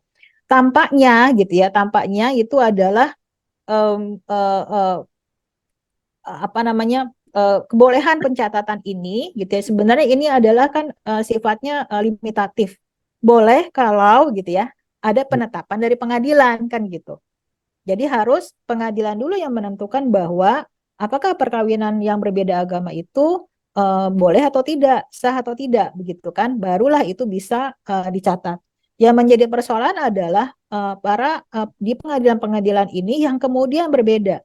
Ada yang beranggap membolehkan, tidak membolehkan, bahkan dengan kondisi yang sama, ya misalnya yang tadi mungkin dari agama-agama bisa saja misalnya antara Buddha dengan Hindu gitu ya, Buddha dengan Konghucu dan sebagainya, mungkin itu ada menjadi suatu hukum yang masing-masing itu juga ada ketentuannya di dalam hal ini. Jadi itu demikian pendapat saya. Jadi kalau terkait dengan SEMA gitu tadi seperti yang saya sampaikan bahwa SEMA itu juga menjadi suatu rujukan bagi hakim di dalam memutuskan suatu perkara. Itu tidak bisa kita pungkiri. Sama halnya dengan KHI gitu ya, itu juga menjadi suatu rujukan bagi hakim. Kita tidak bisa menutup kemungkinan bahwa KHI kan nggak termasuk peraturan perundang-undangan gitu ya, atau SEMA juga tidak termasuk peraturan perundang-undangan misalnya begitu. Nah, itu adalah juga menjadi suatu perdebatan. Dalam arti perdebatan bukan termasuk peraturan perundang-undangan, artinya kepatuhan kita kepada SEMA atau KHI ataupun yang lainnya itu juga menjadi suatu persoalan. Tetapi kalau saya berpendapat bahwa semua misalnya SEMA, KHI gitu ya, fatwa gitu itu adalah dalam rangka menjawab persoalan atau permasalahan hukum yang ada. Jadi saya melihatnya adalah ke sana. Yang menjadi persoalan adalah ini sudah ada jawaban tapi tidak sesuai gitu ya dengan karena memiliki pendapat-pendapat yang berbeda begitu. Jadi hal ini yang barangkali adalah yang bisa saya sampaikan Bapak Bunyamin. Begitu Bapak. Ya, terima kasih Bu. Sama-sama Bapak. Terima kasih Pak Bunyamin. Memang di awal sudah kita highlight juga ya Bu ya, bahwa pasal 2 ayat 1 Undang-Undang Perkawinan memang tidak mengatur secara implisit ya, tetapi kita bisa membaca seperti itu bahwa perkawinan beda agama itu tidak sah di mata agama dan negara. Ada pertanyaan yang menggelitik juga tadi, ada bagan yang Ibu berikan, ada di pengadilan mana diterima dan mana yang tidak. Nah, salah satunya alasannya adalah adanya penundukan hukum. Nah, penundukan hukum ini bisa dilihat seperti apa ya, Bu ya? Penundukan hukum ini juga sebenarnya terjadi pada kasusnya Andi Fonigani ya, Bu ya. Jadi sebenarnya artinya begini, ada salah satu pihak yang memang dia ikhlas gitu ya, mungkin ikhlas gitu ya. Karena dia menundukkan diri secara sadar gitu ya. Bahwa dia melaksanakan perkawinan itu adalah berdasarkan agama tertentu. Jadi itu Bu. Jadi misalnya kalau misalnya ada yang non Muslim, dia mau dengan pakai ada ijab kabul begitu ya dan sebagainya gitu. Itu adalah dengan cara seperti itu gitu ya. Walaupun agamanya masing-masing ya Bu ya. Iya, jadi misalnya yang tadi kan contohnya itu adalah misalnya yang laki-lakinya Islam gitu, misalnya perempuannya non-Islam, dia menikah, dia menundukkan diri dengan cara pernikahan yang dilakukan menurut Islam. Jadi dengan ijab kabul gitu ya, dengan ada walinya, ada saksinya, jadi sesuai dengan rukun dan syaratnya itu. Kemudian kalau misalnya yang atau misalnya bisa saja laki-lakinya itu yang Islam, dia menundukkan diri kepada agama si yang perempuan gitu ya. Atau mungkin sebaliknya yang perempuan juga beragama Islam, laki-lakinya non-Islam begitu. Jadi misalnya kalau misalnya Kristen atau Katolik, maka dia menikah dengan cara mereka gitu ya, dengan apa di gereja gitu ya. Saya kurang begitu paham, mungkin juga saya kurang paham lah gitu dengan cara-cara seperti itu, atau misalnya dengan agama Hindu dan sebagainya, Buddha dan Konghucu, itu pasti dengan masing-masing agamanya tersebut begitu. Itu yang dimaksudkan dengan penundukan diri. Cuma ya memang yang menjadi persoalan itu adalah kalau nikahnya 2 kali, itu nundukin diri yang kemana gitu ya. Iya, Jadi iya. nah itu juga menjadi persoalan gitu ya Bu ya. Karena yang misalnya yang satu awalnya menggunakan dengan cara bukan Islam, kemudian baru dengan Islam, atau sebaliknya dengan yang Islam dulu, baru dengan bukan yang Islam gitu ya. Jadi ada hal-hal itu juga seperti hal itu terjadi juga tuh di situ ya. Tetapi kalau menurut saya kalau misalnya dilakukan dengan 2 cara seperti itu, menurut saya kalau dengan kaitannya dengan hukum Islam gitu ya, nah itu ada dia bukan artinya dia tidak bisa dilakukan dengan hukum Islam begitu Ibu.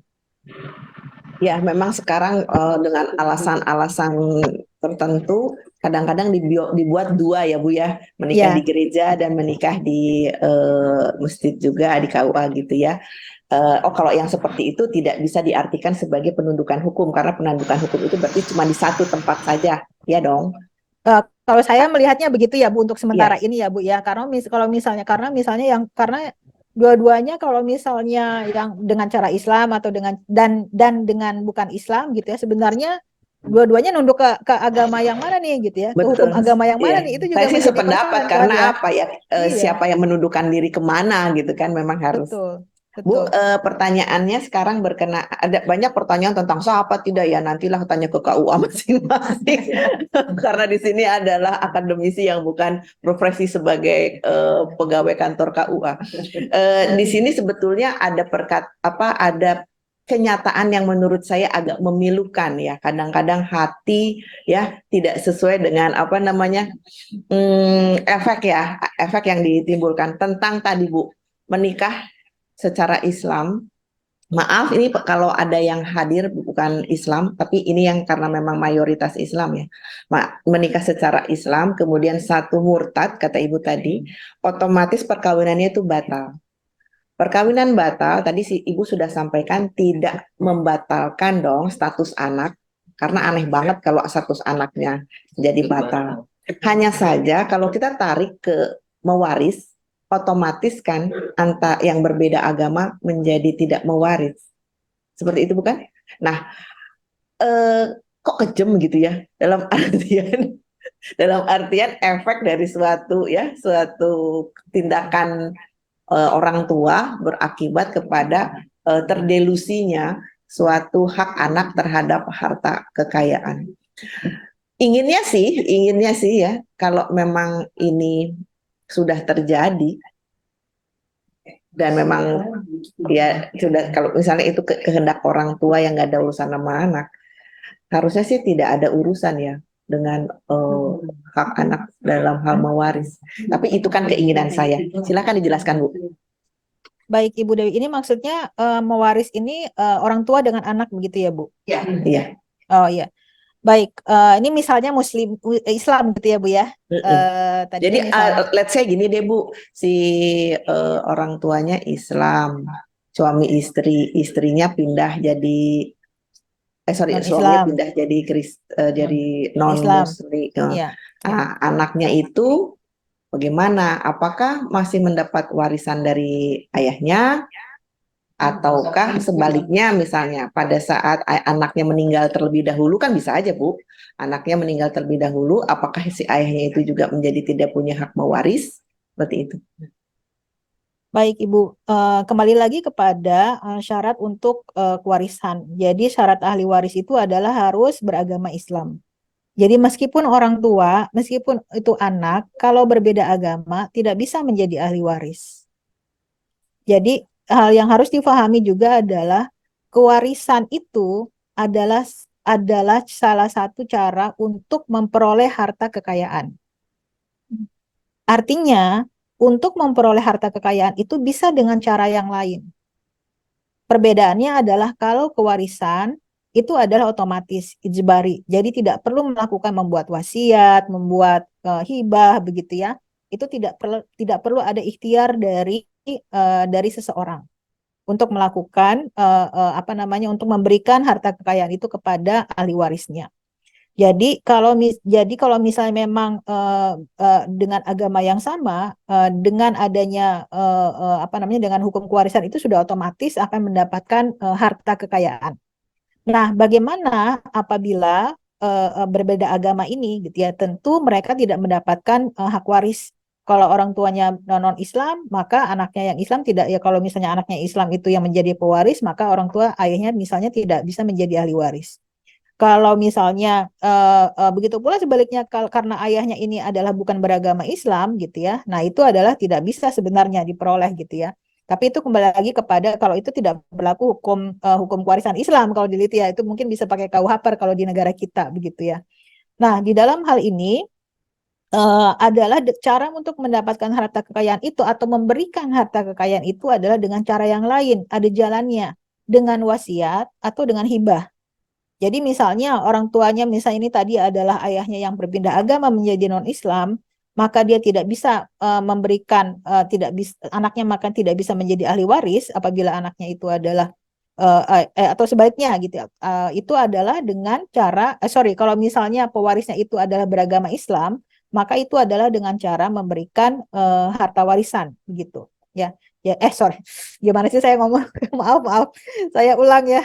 Jadi kalau pewaris beragama Islam itu tidak bisa memberikan bukan tidak bisa. Kalau pewaris beragama Islam, maka ahli waris yang beragama non-Islam tidak bisa menjadi ahli waris. Tapi bisa si pewaris ini sebelum dia wafat bisa memberikan hibah ataupun memberikan wasiat. Jadi caranya adalah seperti itu. Anak angkat saja bisa dapat wasiat. Sekarang adalah bisa juga dengan wasiat wajibah kalau tidak sempat memberikan wasiat atau tidak bisa sempat memberikan hibah. Jadi bisa dengan wasiat wajibah dan itu sudah ada gitu ya di dalam beberapa putusan di pengadilan itu wasiat wajibah itu dilakukan demikian. Baik itu terhadap pasangan gitu ya, pasangan yang berbeda agama, bahkan terhadap keturunan yang berbeda agama itu karena si pewarisnya itu adalah beragama Islam di dalam hal ini.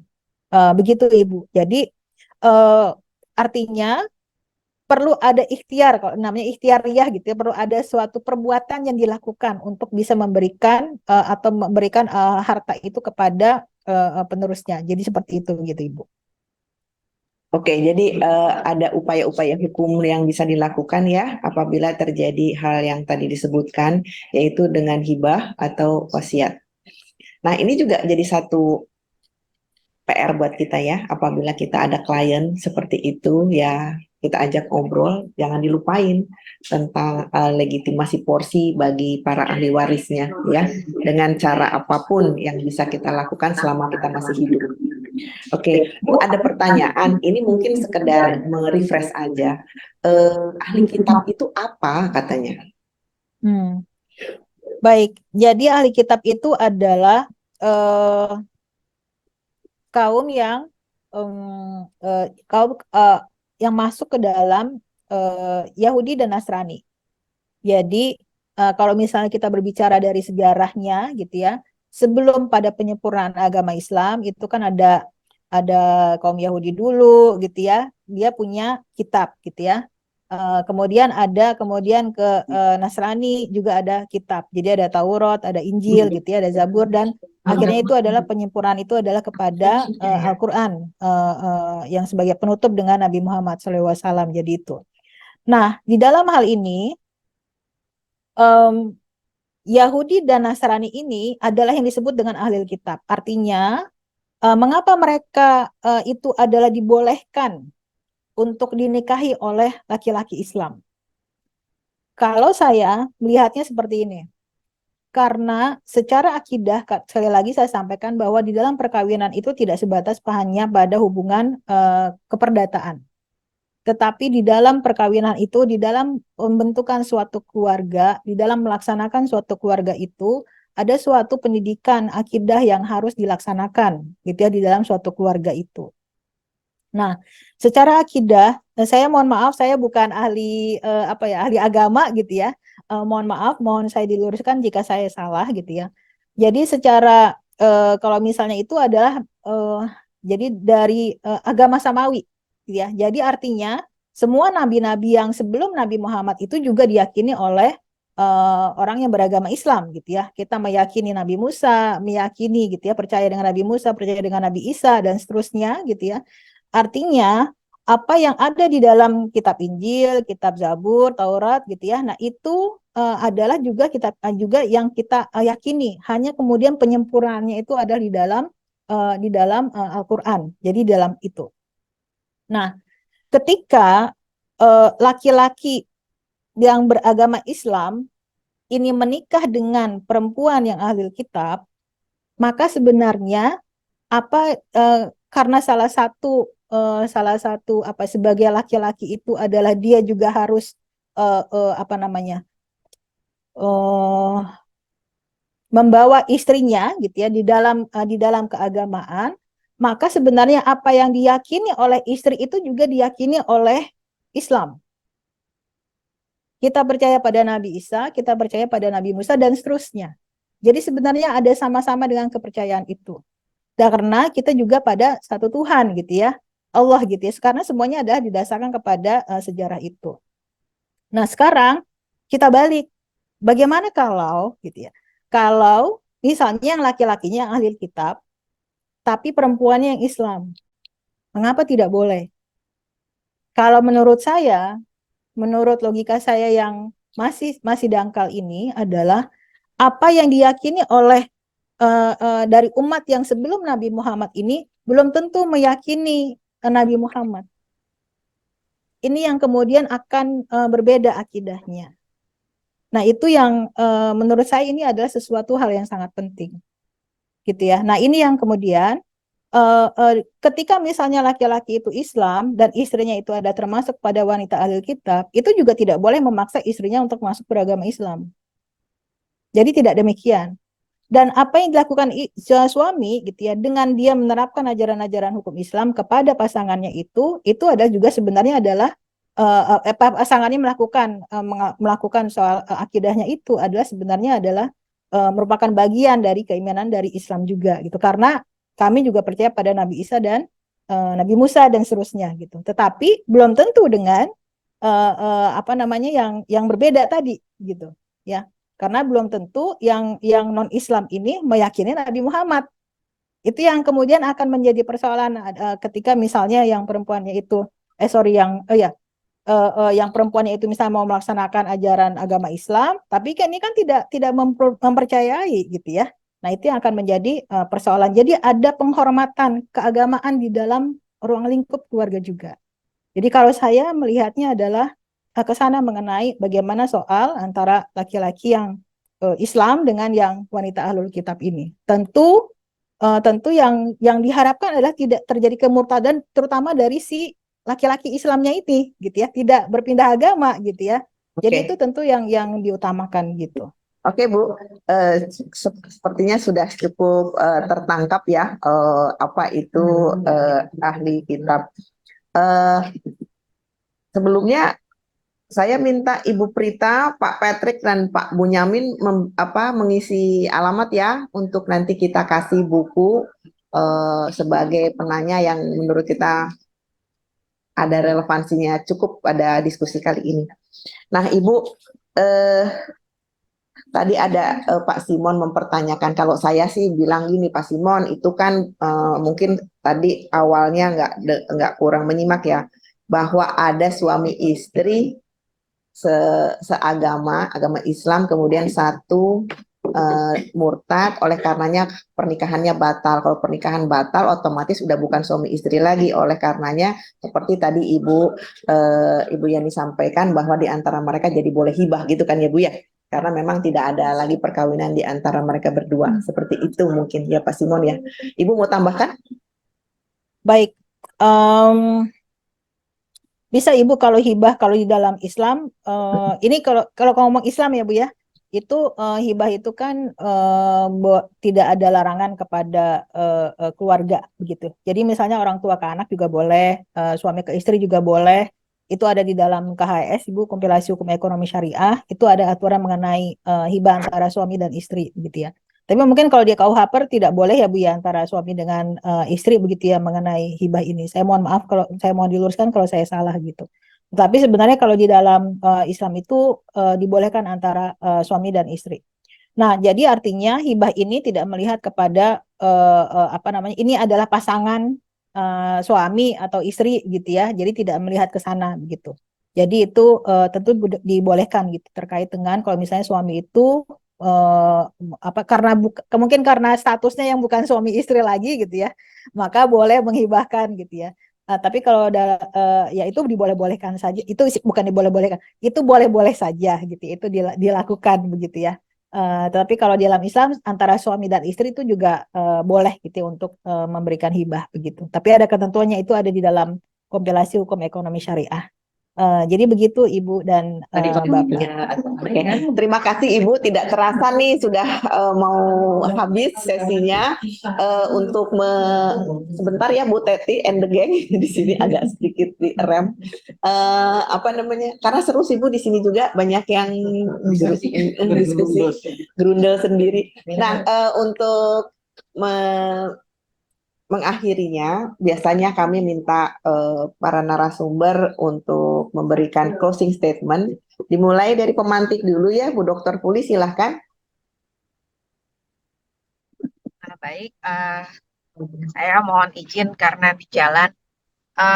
Kalau untuk closing statement dari saya, perkawinan yang berbeda agama ini memang menjadi tantangan tersendiri bagi negara untuk menghadapi adanya karena jika tidak diakui keberadaan perkawinan tersebut, terutama untuk perkawinan yang dilakukan di luar negeri, itu efeknya akan sangat panjang.